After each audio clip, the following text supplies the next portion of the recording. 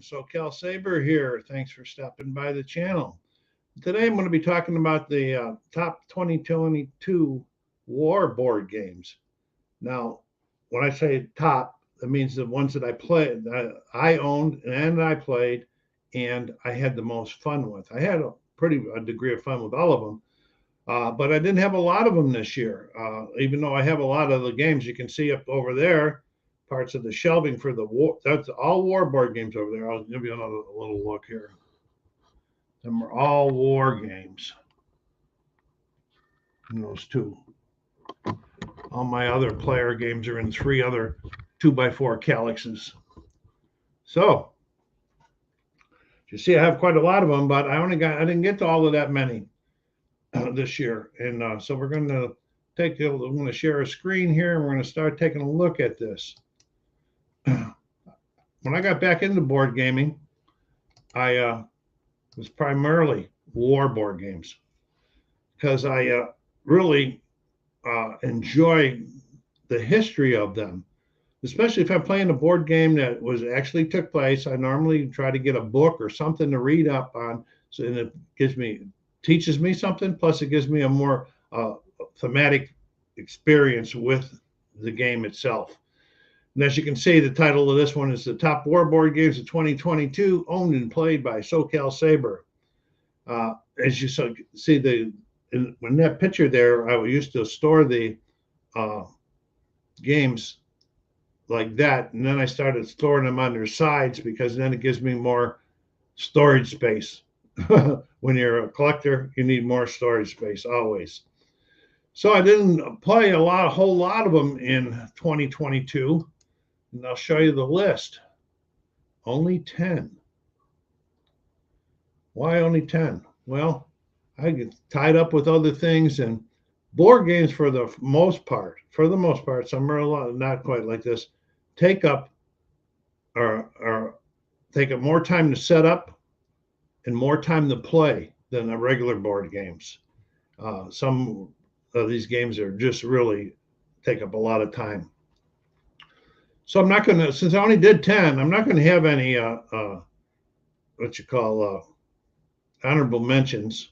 I will be counting down my top 5. That last one I stuck on there, War Room 2nd Edition, it really didn't get a fair shake. So I'll give that an honorable mention. The rest of them all, and if it doesn't show up in the top 5, they're honorable mentions. But I only got to play this once with 2 other people. We're hunting. We're in the search for other players. We want to play it once, but it's a very big game, and it takes a lot of time. So that's why I haven't played that more often. But I have played the other ones. I spent quite a bit of time on all of them. Let's see. There's just about every one of them, except Twilight Struggle, can be played solo. Twilight Struggle is definitely a 2-player game. And the other ones can be played 2-player, like Thunder at Dawn and The Most Fearful Sacrifice. They can be 2-player, but they are well fitted for solo players. And with me unable to get many people that are interested in playing war games, I need to get the solo in. So let's go down to my top 5 now and see what we got. Here at number 5. Jeff Davis, The Confederacy at War. This one really surprised me. I saw some good reviews on it. You can see over to the right on the screen it's got a small footprint, but there's a lot going on in this game, and it is fun. And I played I don't know, 4 or 5 times over and over, and it's not that hard to learn, but things are always changing, and so it's just to see how well, if you were Jeff Davis, you could handle the pressures, because you handle all kinds of things from economic to military strength to all kinds of stuff in there. Blockade running, your economies and your plantations and everything. Everything's included in this small footprint. Okay, plays in 60, like I said, to 240 minutes, so that can be a long one. That's 4 hours. Action points. Actions and events. And as you can see up there, it's point-to-point area movement. I think sometimes a game like this is called boy, can't boom right through, right over my head right now. Anyway, income and dice rolling, very good. I will play this one again. In fact, I probably play most of them again if I get the time. That's my biggest problem. So that's my number 5, Jeff Davis, Confederacy at War from White Dog Games. Go over there and check their website out. If you're looking for solo ones, I got some other solo games in different uh, subjects. They're not all Civil War. They can be World War I, World War II, and other areas also. So go check them out. Silent Victory, the U.S. submarines in the Pacific in 1941 and 1945. It's not a real big footprint. Some people say, well, you don't make a lot of decisions. Well, I think you make decisions. You take on the role of one of the submarine commanders in World War II in the Pacific. And then your job is to go out there and you go on missions. And it's solo. It's a solo simulation. You go on missions, you push your luck. You're trying to sink more subs or more tonnage than the actual guy that you're playing did during the war. It's a lot of fun. You can see charts over there on the right, and where you'll roll, and it'll tell you when you look up at the charts what type of a ship you just encountered, how big it is, and then you start making decisions. Well, do I want to do this from an in-range attack or a far-away attack? A night attack on top of the water, submerged under the water, those type of decisions. And then how many of your weapons do you want to use? And then you roll the dice and hope for the best. It is fun. I'll probably get it back out again this year, but I'm not too sure yet because I'm really thinking about bringing on one or two of the other ones. And that's by Gregory M. Smith, and that's the Hunters, and what is that? Raiders of the Deep. Both of those are German submarines, but Raiders of the Deep is World War I, and the Hunters is World War II. All right, so I'm not sure which one I'll get out, but one of them is definitely going to be coming out in 2022. And that's check it out in GMT. Gregory M. Smith does a lot of solo games, and he has another one out. I think it's called The Hunted, but I never picked that one up. I think it's because I don't know, maybe the subject of material didn't fit what I wanted to be doing. If you have any questions for me, whether you're live or whether you're watching this later, just go down and put them in the remarks. I'll be glad to answer them. If there's something you want me to look at, let me know. And if I can, I will take a look at that. I will not try to put you off. I do have one war game that I'm still working on that I promised a demo on before, but I had to put it aside during the holidays. So here, that was number 4 from GMT Games, Silent Victory. Number 3, Twilight Struggle. This game is really good. This has been a highly rated on Board Game Geek for many, many years. It's the Cold War. It's 1945 to 1989. And you're trying to get dominance. And as you can see the map on the right-hand side there, and you're trying to get dominance in Southeast Asia, in Africa, in South America, and the Russians are trying to do the same thing, and in Eastern Europe and Western Europe and so forth. And it goes back and forth and back and forth. It's a card-driven game, a lot of strategy, and I've played it several times this year and several times the year before, and I think several times even the year before that. I have one friend in particular that likes to play this game. If we get together maybe once a year to play it as it goes. It is a simulation of what's going on, the world events. Like I said, it's published by GMT. You can see the designers there, Nada Gupta and Jason Matthews. And GMT is the publisher. It's a simulation with actions and events. And then you have area influence. Like I say, you're trying to gain. You got hand management. That's the cards. There's events.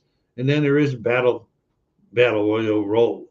You might have a a small battle in one of the countries where you're going to have to roll dice to see who wins, and whoever wins gets influence in that area and so forth.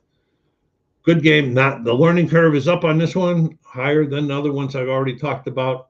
So please, if you're thinking about it, please do a lot of research on it to make sure that this is what you want. I do recommend it. I do recommend that the time spent learning it will be rewarded. So that's number 3, Twilight Struggle. Okay, here we go. Number 2, A Most Fearful Sacrifice. This is 2 to 4 players, but it's very solo friendly. And the reason being that it's an advanced version of the blind sword system, which was chit pool, which made it solo friendly. But instead of chits, there's cards in this one that you use. And that's what makes this one solo friendly, because you never know what's going to be coming up for you next in that. 13 scenarios on mounted maps, gigantic board. I mean, the board is something like, there's 2 boards. You put them together for the whole, you can play on each board different scenarios, but if you put them all together for the grand scheme and you want to leave them up for the whole war, you're looking at 15 or 16 square feet of board. I've luckily enough have a table that just barely fits in on it, because the play space on my table is 4 foot by 6 foot, just a play area. So it's beautiful. It's if it's not the last, it's one of the last maps done by Rick Barber, and it is a Herman Luttman game. Herman's done a lot of the blind swords and shattered, what they call them. I don't know. I can't keep up with the changing of the names, but there's 3 different systems that he wants. The latest one that just came out was, let me see.